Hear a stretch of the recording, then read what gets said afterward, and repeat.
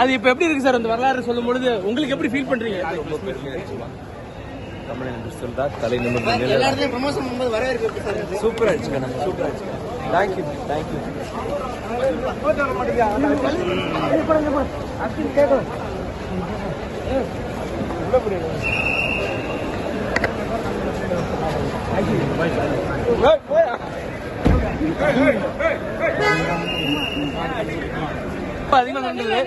அது இப்ப எப்படி இருக்கு சார் அந்த வரலாறு சொல்லும் பொழுது உங்களுக்கு எப்படி ஃபீல் பண்றீங்க? ரொம்ப பெருமையா இருக்குமா தமிழ் இண்டஸ்ட்ரியல் தான் தலை நிமிர்ந்து ப்ரமோஷன் பண்ணும்போது வரவேற்பு சார் சூப்பரா ஆயிடுச்சுங்க. சூப்பரா ஆயிடுச்சு. Thank you thank you.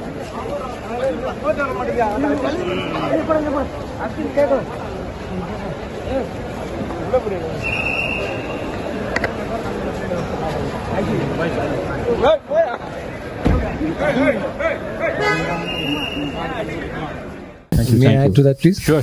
Sorry, you got all of us excited. See, everybody has interest. There will be people who like science, astronomy, geography, history. But I think the most important thing is history. As children, all of us have listened to stories of the past. Whether it's Chandamama. Do you have Chandamama in Hindi? Yes, yeah. Whatever. All those are stories we hear.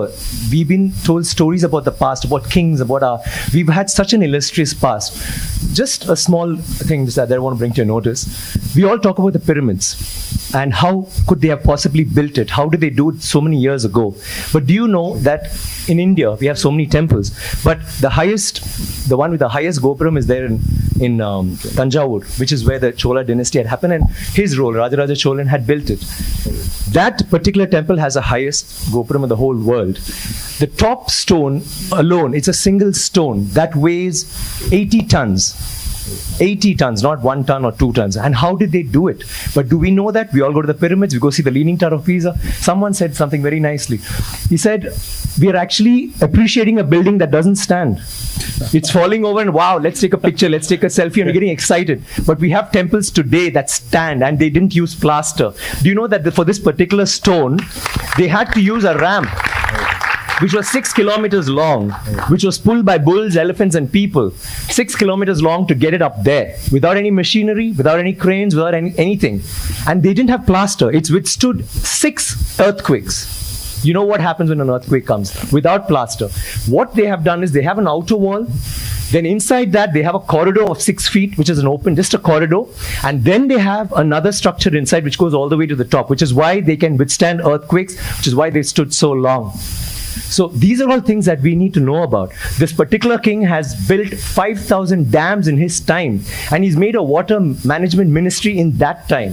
He's had elections for the village leaders. He's asked them to name cities after women. Why should it only be men? Why can't it be named after a queen? And they've had hospitals, free hospitals, and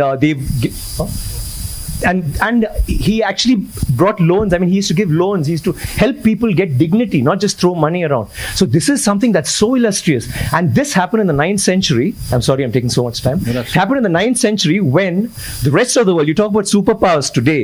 The 9th century, all this happened when we had the biggest maritime naval thing in the world. And it went all the way to Bali, all the way to Malaysia, and went till we sent emissaries to China. And you know what was the superpower doing then? America hadn't been discovered by Columbus till 500 years later. So think about our culture, think about how advanced we were. We need to be proud of this. It's nothing to do with North India, South India, West India, East India. It is, we are Indians, and we need to feel proud about that. And England is so illustrious, but England were invaded by the Vikings, and Europe was in the dark ages during the 9th century. They had nothing going on. So don't you think we should celebrate history? Absolutely. Thank you. Thank you. Manisha, I need water, please.